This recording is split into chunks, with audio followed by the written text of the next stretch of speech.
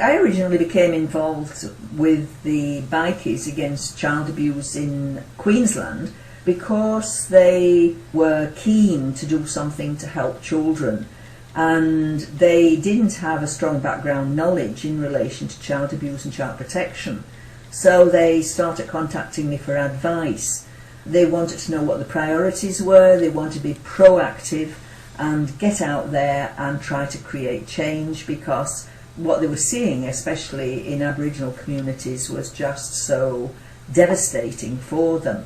So they like to ride their bikes, but they also want to do some good on the way. So initially they talked about going across the desert and went from Karratha to Brisbane. And the idea, one of the ideas there, was to highlight the need for better protection for children, but also to show men that it really isn't cool to be using kids for sex. Was it a surprise for you seeing a group such as a group of bikies come to you and ask for advice on how to tackle such a topic? Not really, because I knew of their existence here in Adelaide. I'd been at a book launch about a year ago, and when I went into this room, this was at the Irish Club, I thought momentarily that I was in the wrong room and had gone to the wrong event, because it was just full of great big guys in leathers, and then realised when they came up and gave me a great big hug, the biggest hugs I've ever had, they were Bikies Against Child Abuse in South Australia. I gather that they are less proactive. They're not into change so much as helping individual children and individual families. And I'm told that usually those families turn to them for help rather than them going out looking for work. There's two separate groups that we are talking about here. You've got the Bikers United Against Child Abuse, which are based around most parts of the country, and there's also the Bikers Against Child Abuse, which does sound very similar, but they are a more Australian-spec group as well. So with the Bikers United Against Child Abuse, which is ones in particular we're talking about in Queensland, how have you found with them? They're obviously becoming not as you would expect a very testosterone-driven group to be. They're actually quite intelligent in how they're dealing with these problems. Yes, they are, and they're eager to learn because they want to make a difference. You know, they've asked for help for writing speeches, for example. They've done a lot of reading and sought my help there. And I think it's terrific that we are, at long last, getting real men involved in child protection. It must be encouraging when you see a stereotype, I suppose, especially in Australia, of the tough Aussie male that won't have any of these problems, to see that same tough Aussie male being the one saying, we are having these problems. I think it's absolutely terrific, and I hope that they will have an impact and that it will grow. You know, they're not wimps, and I would think it would present a pretty fearsome sight to have them coming around and saying, hands off the kids. It's not macho to use kids for sex, which is the message they've been putting out there.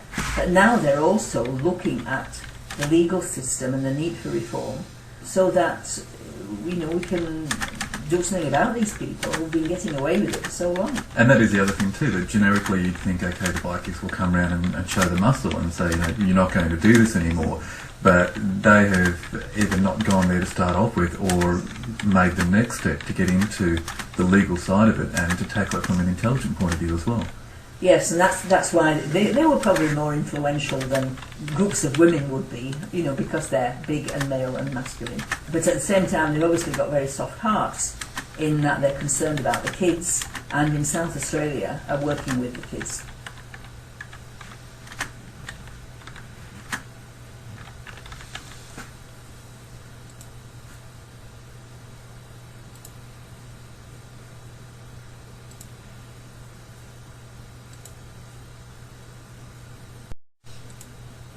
Well, what we do, mate, is we basically raise the awareness of child abuse amongst the community, and we sort of use our motorbikes because people they see us riding by on motorbikes, and on our vests we have on the front of our vests we have our pack which says we're a member of the Bikers United Against Child Abuse, and they sort of have a look at that and they think that sort of just wakens their mind up to sort of what sort of abuse is going on and around the community. A lot of the time, when they see that, they sort of realise, well, geez, if them bikes to do it, we should be doing it too, and it sort of just promotes that awareness in the community. It's a very confronting image, I'd imagine, with a whole heap of generally big guys with beards and ladies as well, riding along, roaring along. Well, that's the magic of it, mate. Well, people see that and they think, well, geez, they're really strong people, and a lot of people do trust us to raise this type of awareness in the community.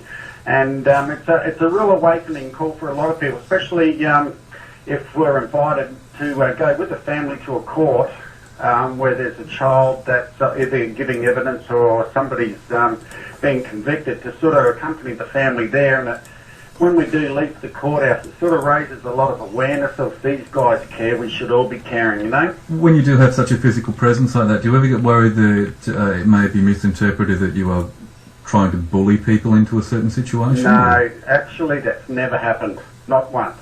Probably because we do sort of let people know who we are, what we are. We're not there to scare anybody. Sometimes if a child looks like a child's going to be scared of our mere presence there, well then we sort of soothe all that over. But no, that's never really happened, mate. What kind of things do the BUACA do to help generate awareness of child abuse?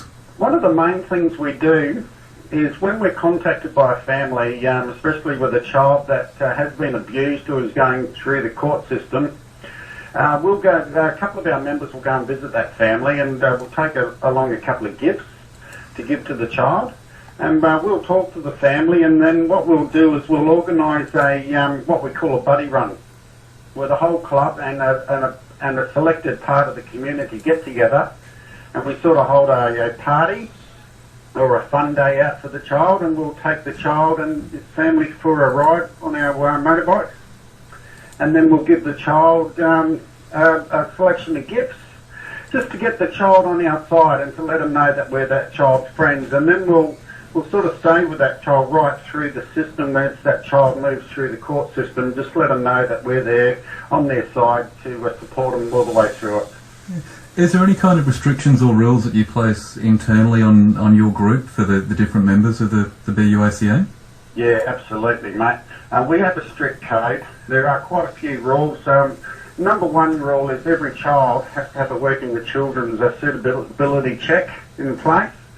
That entails Victoria, Western Australia, Queensland, New South Wales, and in Northern Territory and South Australia we require a sexual sex check. And of course we've got to let our community know that we've got a right to do what we've got to do. All these checks are put in place to make sure that there's not going to be anyone in amongst us that at a later date could prove to make us look like we're not. What kind of groups do you have that are members of the organisation? The diverse group, a lot of social riders groups, Ulysses, specifically in the Northern Territory we have the Patriots helping us out.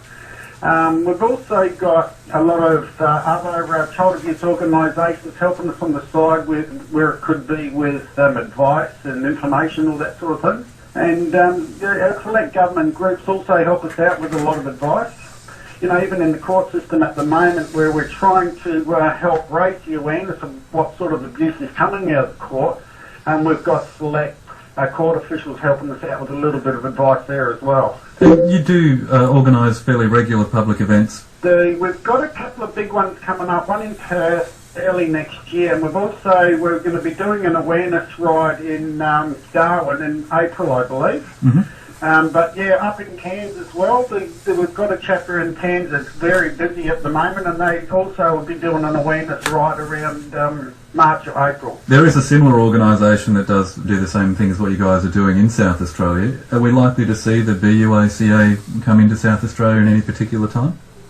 In the near future, I expect the BUACA will be in South Australia. We've just got to work out who's doing what and that sort of thing. And yeah, I guess after a few negotiations, absolutely, BUACA will be in South Australia. And how about for Professor Freda Briggs? I'd imagine she's been quite a good help for you guys as well. Absolutely, mate. Now, she's a wealth of knowledge, and the best thing about it, I've been doing the BUACA for about 9 years now. Now, to get the right knowledge is hard, and who to trust and who not to trust. Now, I've found a real friend in Freda because I know that she knows what she's talking about, and I know that if I tell somebody something that Freda Briggs has told me, well, then I'm telling them the right way. So, and that's really important in what we're doing. You've got to get it right first time. One of the things that works in the favour of you guys, having that motorcycle image, I'd imagine may also work against you as well. Do you find that you get brick walls put up because people think, oh, bikie gangs, illegal drugs, illegal activities, all those sort of things? Sometimes, but, you know, we're all bikers, mate. All bikers. Doesn't matter what club they're in, their fathers, their grandfathers, and in some cases their great-grandfathers. And they're some of the best breeds you've ever met, mate, and that's what it's all about. And a lot of the community does see us as that. So, yeah, they can put up their brick walls or do whatever they like, but that's not going to stop us. We're out to help abused kids. And if they want to put up their brick walls, well, we'll just find a way around it. Another interesting thing too is that you've got a really strong testosterone image, and you know, that can't be argued with. But you're utilising that to be able to get the fact out that male children are sexually abused as well. Yeah, absolutely, mate. Some of our guys from the Karratha chapter in Western Australia recently done a ride through the desert all the way to Brisbane, and they've met some of the best men that are trying to teach the kids and the adults out in remote Australia about that very same subject. That's going to become part of an event we're holding next year called Desert Thunder 2009, a search for heroes, where we're going to be searching for them men that can stand up for the children in the desert, that can stand up and say and let all the kids know that, yeah, we're looking after you guys, and we're going to raise the awareness on your behalf, you know? And that's something Freda Briggs is teaching me as well. Us men, we've got to stand up for these kids, mate, you know, and especially young boys. A lot of people forget about the young boys in our society that have been abused. So I find that really, really important, and I'm finding that I can, with help, we can find these heroes, and these heroes can go on and do what we're doing. It's an amazing support network by the sounds of it, Pete. It's growing bigger and bigger and bigger, mate, and this is the way it is. It's our responsibility. That's something we should all be doing. I mean, everyone says about how the government should be looking after this deal. We're sitting around waiting for the government to act. Well, it's not just up to them. It's up to the community to act.